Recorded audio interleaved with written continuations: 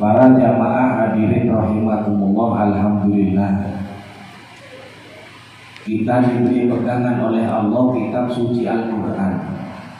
Karena memang dua peninggalan Rasulullah Sallallahu Alaihi Wasallam, selama kita berpegang pada dua peninggalan Rasulullah, maka selama itu pula kita tidak akan pernah tersesat menjalani kehidupan kita di dunia. Amin Allahumma. Yang pertama adalah Al-Quran dan yang kedua adalah sunnatul Rasul, yaitu sunnah Rasulullah Sallallahu Alaihi Wasallam. Kita hidup di dunia, kehidupan kita, perjalanan kehidupan kita di dunia tentunya perlu ada aturan-aturan, perlu ada rambu-rambu penunjuk jalan supaya kita ibarat bepergian jauh, kita tidak tersesat, tidak tersasar, sesuai dengan tujuan yang akan kita tuju. Diperlukan petunjuk jalan, rambu-rambu lalu lintas kehidupan, yaitu Al-Quran dan hadis. Cuman masalahnya hadirin rahimakumullah, dunia ini berwajah dua. Di satu sisi Allah Subhanahu wa taala mengatakan di dalam Al-Quran, wa mal hayatud dunya illa mata'ul ghurur. Kehidupan dunia ini sifatnya menipu.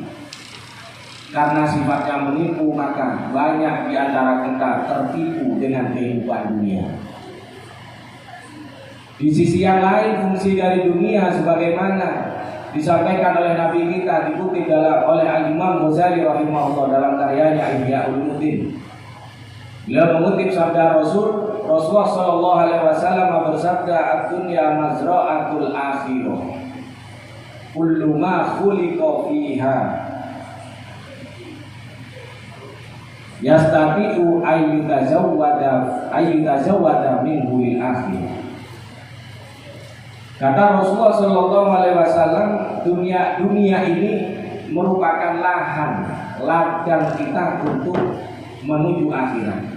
Karena apapun yang diciptakan oleh Allah di dunia ini bisa menjadi bekal kita untuk menuju alam akhirat. Yang pertama, dunia ini sifatnya mata'ul ghurur, penuh dengan tipu daya. Sedangkan yang kedua sifatnya adalah mazra'atul akhirah, sebagai lahan untuk menuju akhirat. Artinya apa?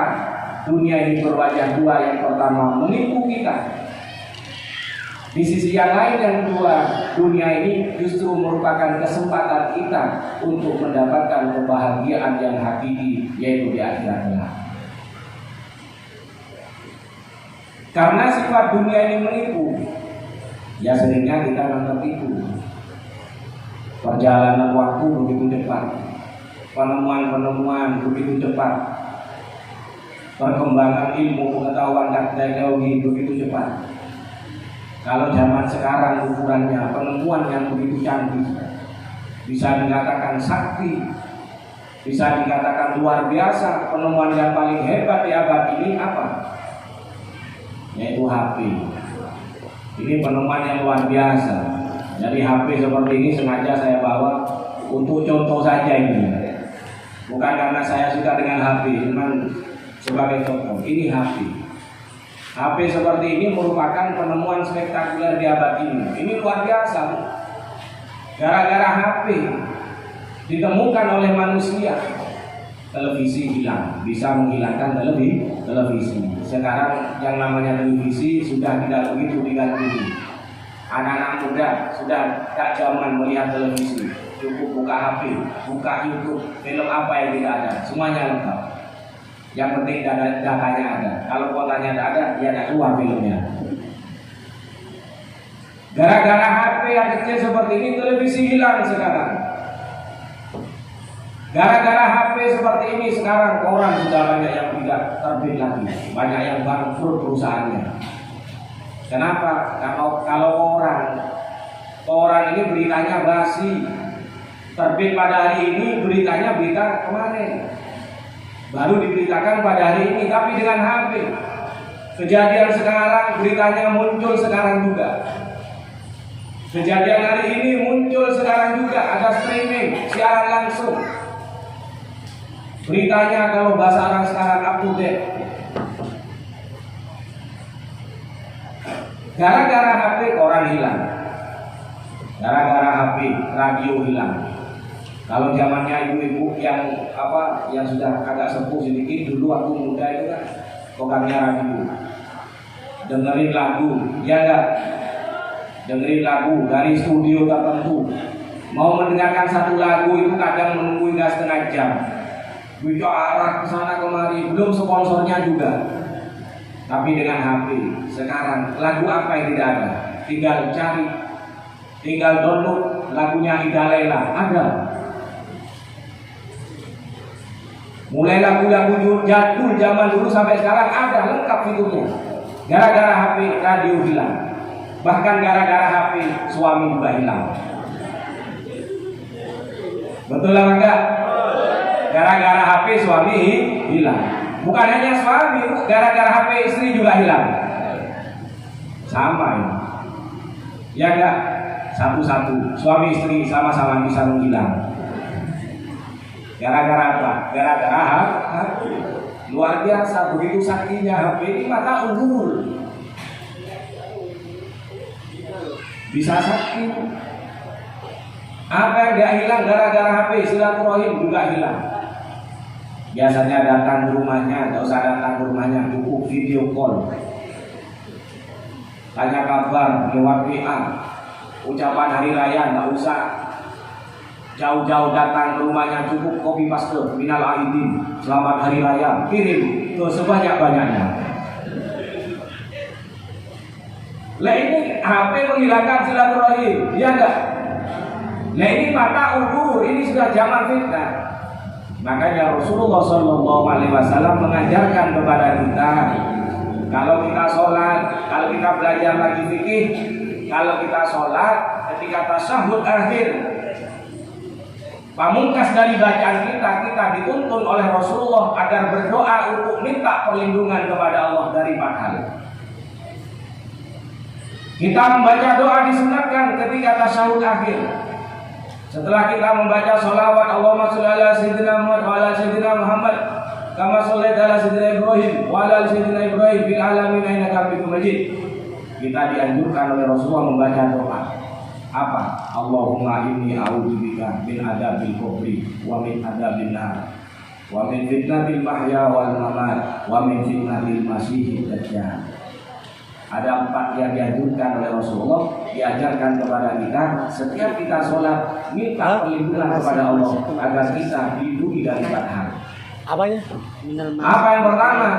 Doa yang pertama, Allahumma inni a'udzubika min adzabil nar. Masih itu mana ya? Ya Allah. Kalau mana hakikatnya tidak ada yang tahu.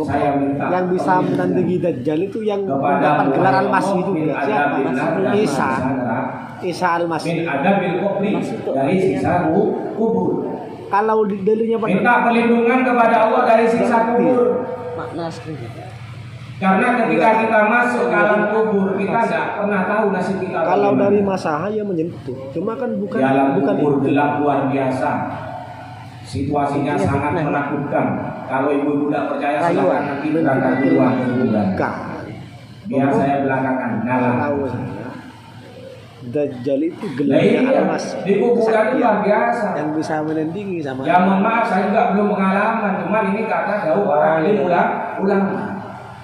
Dalam satu riwayat para hadirin rahimakumullah, pernah sahabat Ali bin Abi Thalib yang juga menantu dari junjungan kita Rasulullah Shallallahu Alaihi Wasallam. Tapi kalau artinya gini ya, kalau beliau ini rasa penasarannya luar biasa karena memang keingintahuannya yang begitu tinggi. Begitu. Ya memang beliau karena memang ilmunya yang luar biasa. Bahkan Rasulullah sendiri menjuluki beliau sebagai babul ilmi. Ana madinatul ilmi wa Isa Al-Masih. Ini langsung Rasulullah yang menjuluki beliau sebagai babul ilmi, yaitu pintu ilmu. Aku ibarat kotanya ilmu, maka pintu gerbangnya ini adalah Ali. Untuk masuk ke dalam kota melalui Ali. Bisa kita pahami bahwa sahabat Ali banyak memahami ilmu-ilmu dari Rasulullah Shallallahu Alaihi Wasallam. Beliau alim luar biasa. Saking terkenal alimnya, pernah suatu ketika beliau ini dites oleh orang Yahudi. Oleh orang Yahudi ketika mau berangkat sholat berjamaah menuju masjid untuk sholat berjamaah dengan Rasulullah Shallallahu Alaihi Wasallam. berangkat. Terburu-buru karena takut ketinggalan jamaah. Itu kalau orang dulu ya. Orang dulu begitu ada azan, hayya 'alas shalah, langsung berangkat. Ada yang lari. Jalan begitu cepat, kenapa? Takut ketinggalan sholat berjamaah. Beda dengan orang sekarang, hayya 'alas shalah, tidur lagi. Tidak sama. Beliau berangkat menuju masjid. Di tengah perjalanan di-stop, diberhentikan oleh seorang Yahudi. Kemudian orang Yahudi ini bertanya, dan pertanyaannya ini luar biasa. Dia itu bertanya bukan tujuan apa, ingin mengganggu kehusuan Sayyidina Ali karena beliau ini mau berangkat untuk melakukan sholat berjamaah. Diberi satu pertanyaan yang begitu sulit. Tujuannya apa? Supaya bisa mengganggu konsentrasi. Otomatis kalau diberi pertanyaan sulit tidak bisa menjawab, kemudian sholat, tengah-tengah sholat pasti akan berpikir untuk mencari jawaban dari pertanyaan tadi, sehingga sholatnya tidak khusyuk. Tujuannya seperti ini. Pertanyaannya simpel pendek tapi jawabannya luar biasa. Sayyidina Ali, apa? Saya mau tanya. Ya silahkan.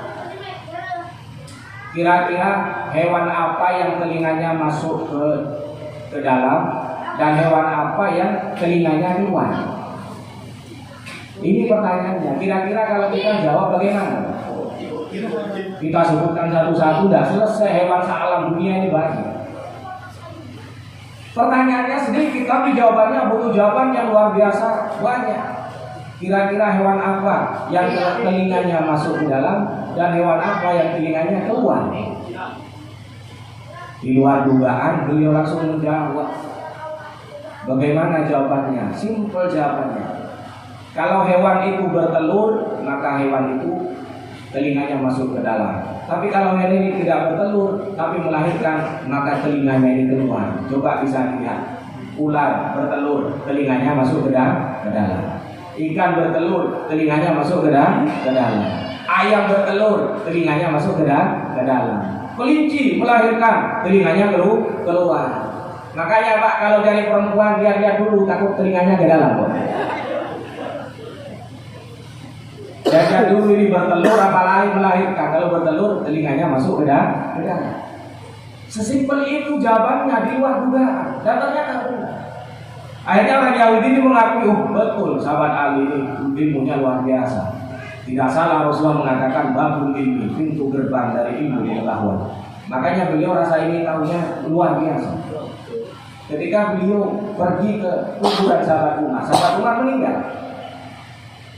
Beliau berdiri di kuburan sahabat Umar. Kemudian beliau rasa penasarannya tadi yang tinggi, bertanya-tanya dalam hatinya. Umar ini semasa hidupnya dikenal orang yang keras. Umar ini masa hidupnya dikenal sebagai sosok yang pemberani, siapapun pasti dilawan. Tidak ada kata takut, tidak ada kata mundur bagi sahabat Umar. Itu waktu hidup. Dan sekarang Umar sudah mati, masuk ke dalam kubur. Yang dihadapi bukan manusia, tapi malaikat. Namanya malaikat Munkar dan Nakir. Malaikat Munkar Nakir ini menakutkan. Namanya saja Munkar. Munkar itu diingkari, tidak disukai, dan wajahnya menakutkan. Suaranya seperti halilintar. Kalau bicara keluar api dari lidahnya. Sengaja Allah menciptakan malaikat Munkar Nakir sedemikian jelek wajahnya karena dijadikan apa? Untuk menakut-nakuti penghuni kuburan. Kalau malaikat Munkar Nakir tampan seperti artis India. Ada perempuan meninggal, sebelum meninggal dia berwasiat kepada suaminya, "Mas, kalau aku mati nanti bawakan aku Habib." Ngapain deh? Biar aku bisa selfie dengan malaikat Munkar Nakir. Ini kalau malaikatnya tampan.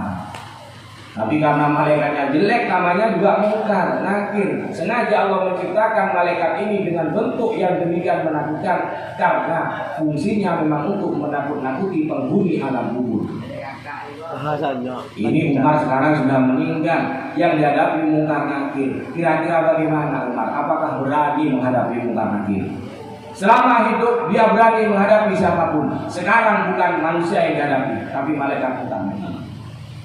Ini dalam kubur berat. Kita masuk ke alam kubur, kita langsung menghadapi malaikat Munkar Nakir. Yang dibawa malaikat Munkar Nakir itu bukan kue lebaran, bukan. Tapi yang dibawa oleh malaikat Munkar Nakir palu yang begitu besar. Ada yang menggambarkan palu yang dibawa oleh malaikat Munkar Nakir. Seandainya bangsa jin mulai dari diciptakan sampai hari kiamat, dan begitu juga ditambahi dengan manusia mulai dari diciptakan sampai kiamat, berkumpul jadi satu bersama-sama untuk mengangkat palu yang dibawa oleh malaikat Munkar Nakir, tidak akan kuat. Saking beratnya, saking besarnya, dan ini digunakan untuk apa? Memukul para penghuni kubur yang tidak membawa amal baik. Naudzubillah. Mudah-mudahan kita semua diberi keselamatan di alam kubur. Amin Allahumma. Makanya sejak dulu Rasulullah sudah mengajarkan, Allahumma inni a'udzubika min adabil qabri. Wahai Allah, aku minta perlindungan kepadamu dari siksa kubur. Akhirnya sahabat Ali tadi memohon kepada Allah, ya Allah, saya ingin tahu bagaimana cerita nanti sahabat Umar ketika bertemu dengan malaikat Munkar. Akhirnya mata batinnya dibuka oleh Allah, basirohnya dibuka oleh Allah, sehingga bisa melihat ke dunia lain, bisa melihat menembus pandangan hatinya menuju alam barzakh. Karena ketika orang sudah meninggal dunia, dikubur, masuk ke dunia lain namanya alam barzakh. Barzakh itu artinya satir, barzakh itu artinya tutup. Artinya ketika manusia sudah masuk alam barzakh, dia diberi tutup oleh Allah, sehingga kita yang ada di dunia tidak bisa melihat lagi. Ini bagian dari rahmat Allah Subhanahu wa Ta'ala. Seandainya kata Rasulullah kita bisa melihat apa yang terjadi di alam kubur, maka tidak ada satupun orang yang berani menuju alam kubur. Kalau ada orang meninggal dibiarkan, tidak ada yang berani mau pergi ke kuburan. Tapi karena kita ditutup matanya oleh Allah, ada barzah yang menghalangi pandangan kita, sehingga kita tidak bisa melihat apa-apa yang terjadi di balik alam kubur, maka kita berani pergi ke kuburan. Dan ini rahmat dari Allah Subhanahu wa Ta'ala. Bayangkan kalau semua takut, kita mati, dibiarkan. Tidak ada yang berani mengubur, tidak ada yang berani menggali kubur. Ini menunjukkan dasarnya ada berkobri. Sahabat Umar didatangi, sahabat Ali tadi mampu melihat menembus melalui mata batin, melalui basirah. Diperkenankan oleh Allah untuk melihat. Tidak lama kemudian ada malaikat mendatangi sahabat Umar. Begitu datang bertanya, "Marabbuka?" Siapa Tuhanmu? Wah, ini yang dihadapi Umar. Umar ini kerasnya orang. Tapi yang dihadapi malaikat Munkar Nakir. Munkar Nakir juga kerasnya malaikat. Ini sama-sama keras. Ini istilahnya kan berkelahi. Ini gak kalah dengan apa kalau di televisi itu UFC atau MMA dan lain sebagainya, boxing dan lain sebagainya. Wah, ini ada perkelahian Islam. Saya harus menjauh sedikit, takut kena tendang nanti kepala saya. Di luar dugaan ketika ditanya, "Marabbuka?" Siapa Tuhanmu? Malaikat, jangan sembarangan bertanya kepada saya. Kamu tidak tahu siapa saya. Dilawan oleh sahabat Umar. Kamu tidak tahu siapa saya. Memangnya kamu siapa? Ana sodiku ahabbi man ilallah. Saya adalah teman orang yang paling dicintai oleh Allah Subhanahu wa Ta'ala. Ternyata masih mengandalkan orang lain. Bukan yang menjawab saya Umar, tidak berani. Tapi beliau mengatakan saya adalah teman baiknya Rasulullah, manusia yang paling dicintai oleh Allah Subhanahu wa Ta'ala. Kalau sahabat Umar mengatakan seperti itu pantas, karena memang selama hidup membela Rasulullah hingga meninggal dunia membela agama yang dibawa oleh Rasulullah. Ya kalau kita apa yang kita bawa? Apa yang kita bela? Kita mengatakan saya umat Rasulullah. Sejauh mana kita mengikuti sunnah Rasul? Sejauh mana kita berjuang untuk meneruskan perjuangan Rasulullah? Kalau sahabat Umar mengatakan saya temannya Rasulullah, pantas. Oh, sampean temannya Rasulullah. Jadi yang asalnya malaikat Munkar Nakir ini langsung begini. Hanya sahabat Umar memberikan sudah. Nanti kalau kamu berhadapan dengan umat Nabi Muhammad, jangan terlalu keras seperti tadi. Kurangi volume kerasnya, paling tidak separuh dah dikurangi. Lahirnya setelah ini ada semacam perjanjian, kontrak politik. Ada kontrak politik, ada perjanjian ya, kalau begitu nanti ke depan sudah. Akhirnya setelah ada perjanjian, wafin wayatin. Ini hanya malaikat Munkar Nakir setelah kejadian ini ketika menghadapi umat Rasulullah di alam kubur, kerasnya ini sudah dikurangi, volumenya sudah dikurangi. Sehingga sahabat Ali ini geleng-geleng kepala, Masya Allah, saya kalah dengan sahabat Umar. Ketika hidup bermanfaat untuk umat Rasulullah, bahkan ketika meninggal pun masih bermanfaat untuk umat Rasulullah Sallallahu Alaihi Wasallam. Muhammad.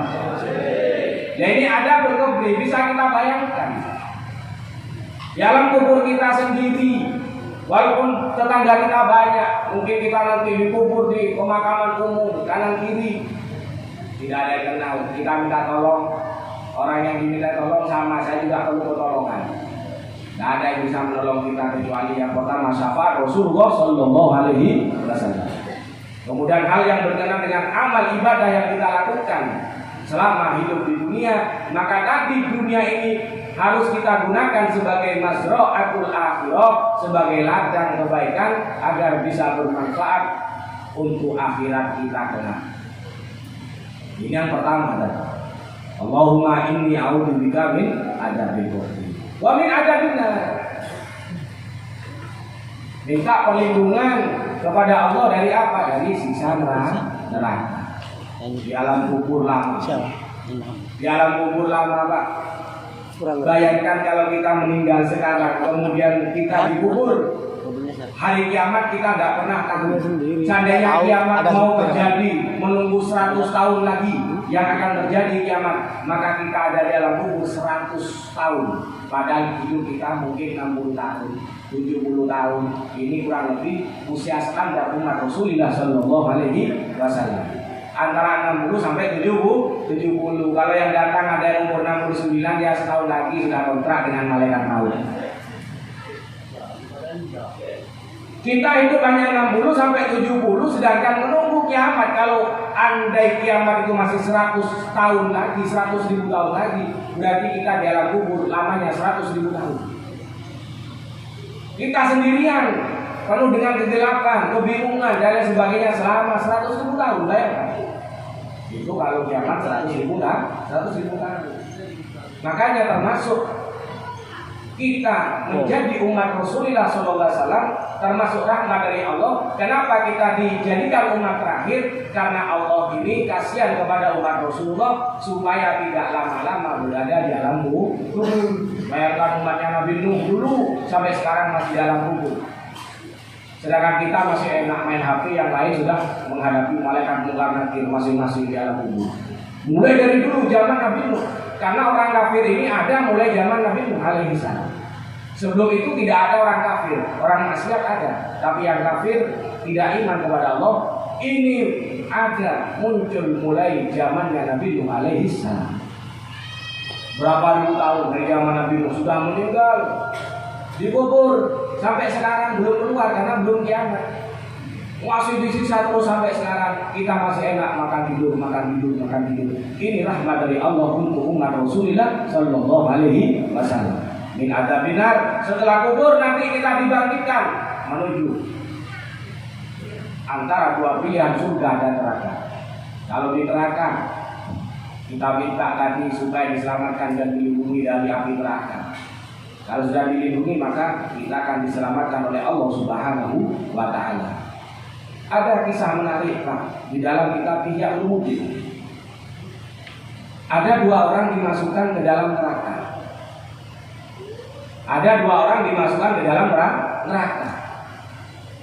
Suatu ketika malaikat diperintah oleh Allah agar membawa dua orang yang sudah masuk ke dalam neraka ini agar menghadap kepada Allah Subhanahu wa Ta'ala.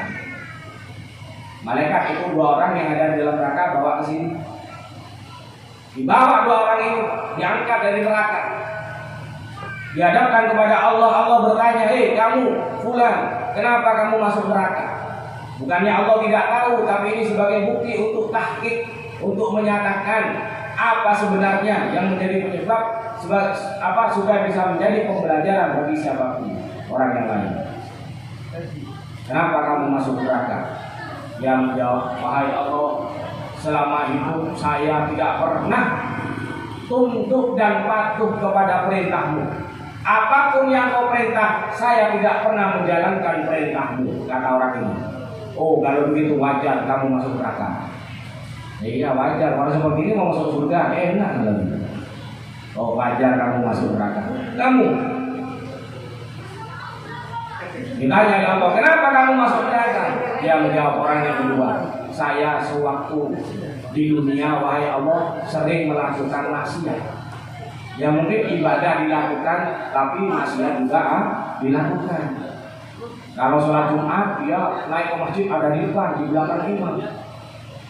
Kalau malam minggu dia ada di kafe, ada di depan juga, melihat artis yang lagi berkaraoke dia. Jadi malaikatnya bingung, ini masuk golongan yang mana orang ini?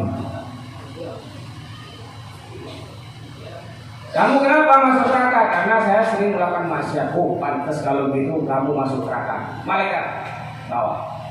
Dua orang tadi diperintah, balik kalian ke neraka. Suruh balik sama Allah. Ketika disuruh balik oleh Allah untuk menuju neraka, ada dua pemandangan yang luar biasa. Yang pertama ini jalan begitu cepat, terburu-buru menuju neraka. Sedangkan yang kedua berjalan pelan, seperti terasa berat untuk menuju neraka. Bahkan sebentar berhenti menoleh ke belakang. Siapa tahu ada perintah lagi, jangan lagi berani ke neraka. Jalan lagi pelan-pelan. Satunya cepat, bahkan berlari menuju neraka. Ada dua pemandangan seperti ini. Kemudian Allah memberhentikan, stop, balik kamu balik. Suruh balik lagi sama Allah. Ketika disuruh balik lagi, kedua orang ditanya oleh Allah, kenapa kamu disuruh balik ke neraka kok terburu-buru berangkat ke neraka? Apa kamu senang betah dari neraka kamu? Yang enggak, wahai Allah, siapa yang betah di neraka? Saya tidak mau sebenarnya masuk ke neraka lagi. Kenapa terburu-buru? Tadi kan sudah bilang, wahai Allah, selama hidup saya tidak pernah menuruti perintahmu. Maka sekarang saya sudah bertobat. Sekarang diperintah masuk neraka, saya langsung bergegas melaksanakan perintahmu. Karena selama hidup dunia saya tidak pernah melaksanakan perintahmu. Jadi berangkat menuju neraka secepat kilat, semata-mata ingin menjalankan perintah Allah karena diperintah untuk balik ke neraka. Oh, jadi kamu ini menjalankan perintah saya? Iya. Akhirnya Allah menurunkan rahmatnya. Kalau begitu kamu saya maafkan. Malaikat bawa ke surga, diampuni oleh Allah Subhanahu wa ta'ala. Makanya kalau kelak mungkin salah satu dari bapak ibu suruh ke neraka, cepatkan jalannya sudah, biar cepat nyampe. Biar cepat nyampe. Setelah nyampe ada panggilan, ya sudah hasil. Ditunggu-tunggu kok tidak ada panggilan, tidak ada telepon, ini apa ini? Ya sudah hasil. Kemudian yang kedua ditanya oleh Allah, kenapa kamu suruh balik ke neraka, jalan pelan sepertinya berat? Iya wahai Allah, tadi ketika saya dibawa oleh malaikat, dipanggil oleh engkau, dibawa oleh malaikat, dikeluarkan dari neraka, saya begitu bahagia. Alhamdulillah, sekarang saya dibebaskan dari neraka. Tapi ternyata ini sekarang suruh balik lagi. Aku malas, saya mau balik lagi wahai Allah.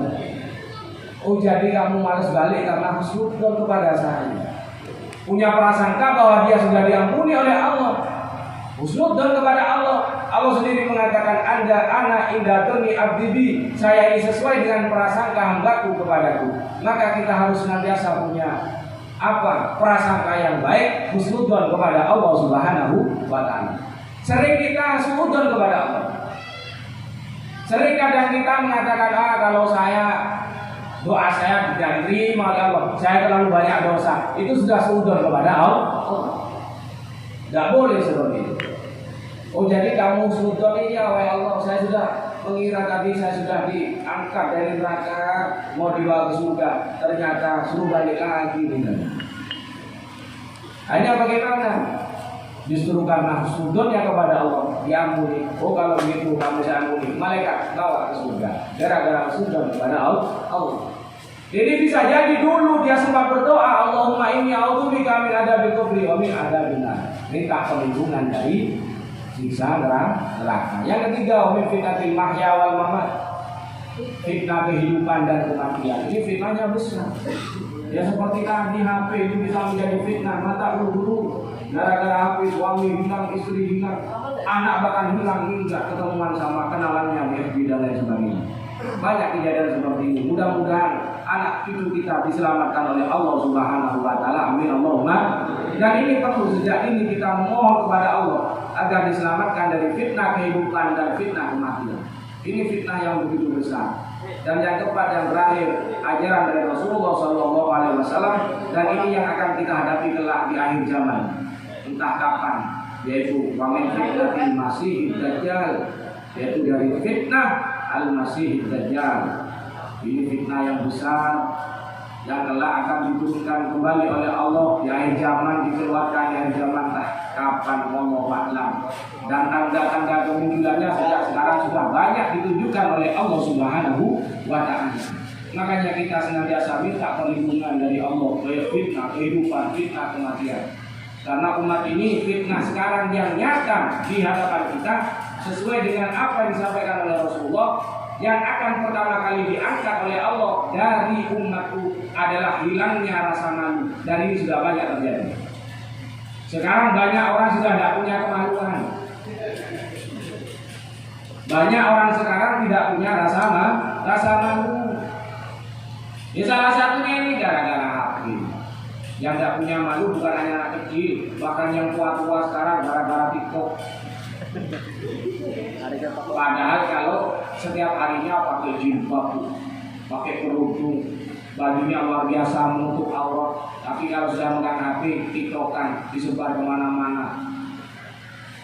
Jangan dikira ini kemudian menjadi ladang pahala. Ini adalah ladang dosa. Untuk tidak fitnah.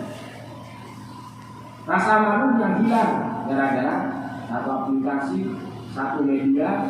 Rasa malu kita hilangkan oleh Allah Alhamdulillah. Karena memang ini kata Rasulullah yang pertama diangkat dari mati adalah hilangnya rasa malu. Rasa malu dihilangkan kalau sudah kita tidak punya malu. Alhamdulillah.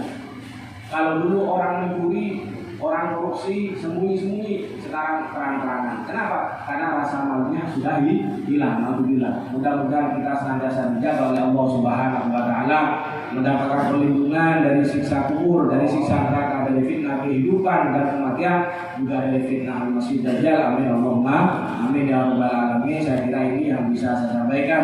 Mudah-mudahan bermanfaat bagi kita semua, dan nanti kita berdoa bersama-sama. Mudah-mudahan putra putri bapak ibu yang menikah ilmu di pondok pesantren ini mendapatkan ilmu yang bermanfaat dan barokah di dunia wal akhirah. Amin Allahumma amin. Kurang lebihnya saya mohon maaf. Ihdinas siratal mustaqim. Astaghfirullah